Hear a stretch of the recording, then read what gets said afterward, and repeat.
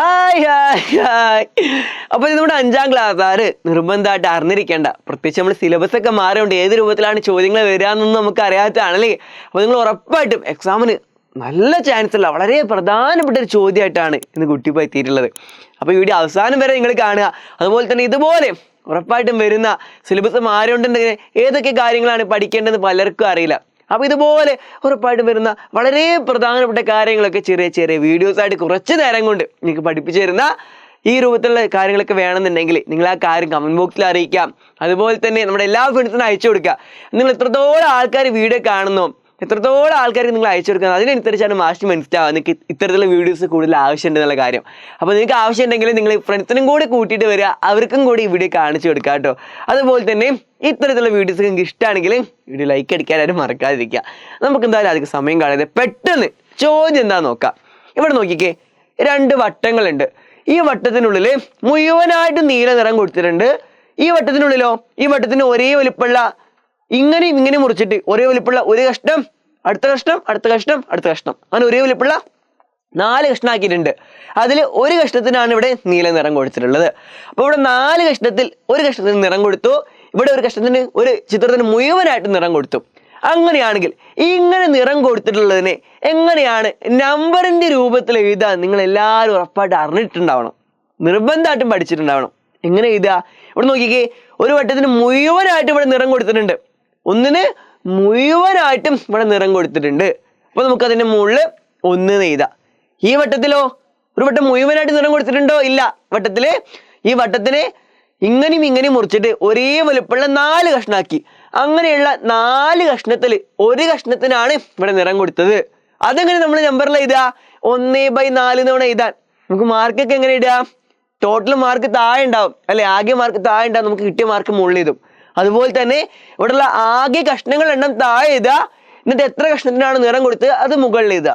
അപ്പൊ എങ്ങനെ 4ൽ 1 എഴുതുക, 4 കഷ്ണത്തിൽ ഒരു കഷ്ണം നിറം കൊടുത്തു എങ്ങനെ എഴുതുക? 1/4 ഈ രൂപത്തിൽ എഴുതുക.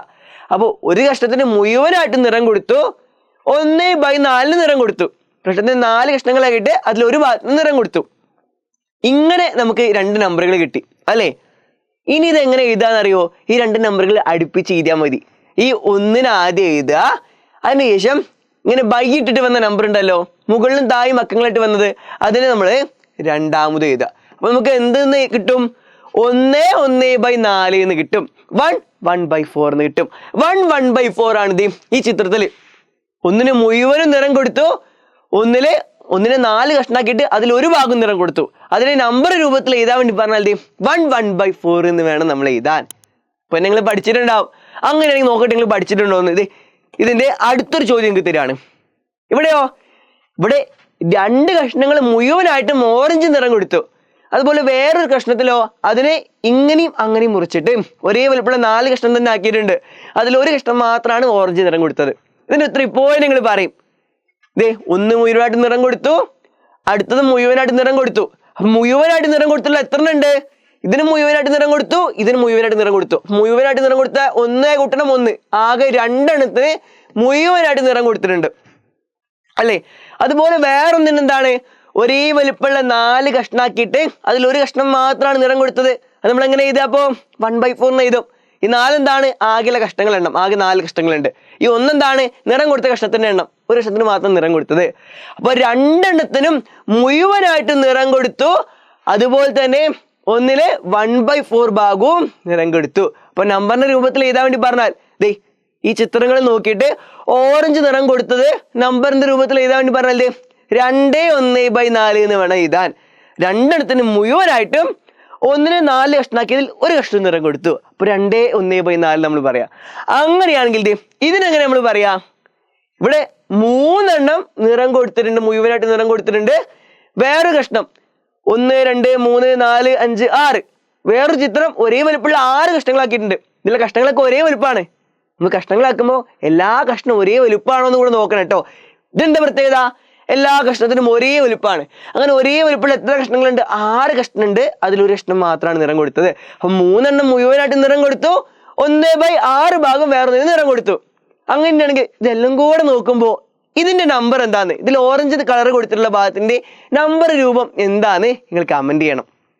3 കിട്ടി 1/6 കിട്ടി. ഇനി കമന്റ് ചെയ്യാൻ അധികം ബുദ്ധിമുട്ടൊന്നും എളുപ്പമായിട്ട് നിങ്ങൾക്ക് കമന്റ് ചെയ്യാൻ വേണ്ടി കഴിയും. ഇതിന്റെ ഉത്തരം എന്താണല്ലേ?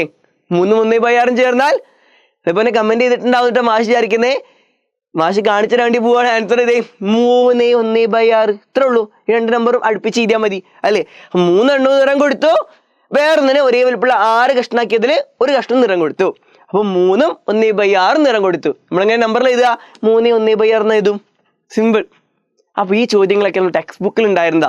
ഈ ഭാഗത്ത് ഏറ്റവും അവസാനം വരെയുള്ള കാര്യങ്ങളൊക്കെ ഇതേ ചുരുങ്ങിയ സമയം കൊണ്ട് ഒരു 5 മിനിറ്റിന്റെ ഉള്ളിലാണെങ്കിൽ പഠിച്ചെടുത്തത്.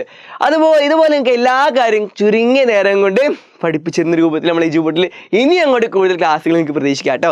അപ്പോൾ മാഷ് പറഞ്ഞ പോലെ ഇത്തരത്തിലുള്ള വീഡിയോസ് നിങ്ങൾക്ക് ഇഷ്ടമാണെങ്കിൽ നിങ്ങളെ കാര്യം കമന്റ് ബോക്സിൽ അറിയിക്കുക. അതുപോലെ തന്നെ നമ്മുടെ കൂടുതൽ ഫ്രണ്ട്സിനെ അയച്ചു കൊടുക്കുക. അപ്പോൾ എത്രത്തോളം ആൾക്കാർ കാണുന്നു അതനുസരിച്ച് എല്ലാ വിഷയത്തിനും ഇതുപോലെ കുറച്ച് നേരം കൊണ്ട് പ്രധാനപ്പെട്ട കാര്യങ്ങൾ പഠിപ്പിക്കുന്ന വീഡിയോ നിങ്ങൾക്ക് കിട്ടും കേട്ടോ. അതുപോലെ തന്നെ ചാനൽ ആദ്യമായിട്ട് കാണുന്നുണ്ടെങ്കിൽ സബ്സ്ക്രൈബ് ചെയ്യുക. പിന്നെ ഓരോ ക്ലാസ്സിൻ്റെ നോട്ടുകളും വർക്ക്ഷീറ്റൊക്കെ വേണമെന്ന് ആഗ്രഹം ഉണ്ടായിരിക്കില്ലേ? ഈ നോട്ടുകളൊക്കെ നിങ്ങൾക്ക് എങ്ങനെ അയച്ചു തരാം? നമ്മുടെ വാട്സപ്പ് കമ്മ്യൂണിറ്റി ഗ്രൂപ്പ് വഴിയാണ് അയച്ചു തരാറില്ലേ? അപ്പോൾ പക്ഷേ കമ്മ്യൂണിറ്റി ഗ്രൂപ്പിൽ ജോയിൻ ചെയ്യാത്ത കുറച്ച് ആൾക്കാരുണ്ടായിരിക്കും.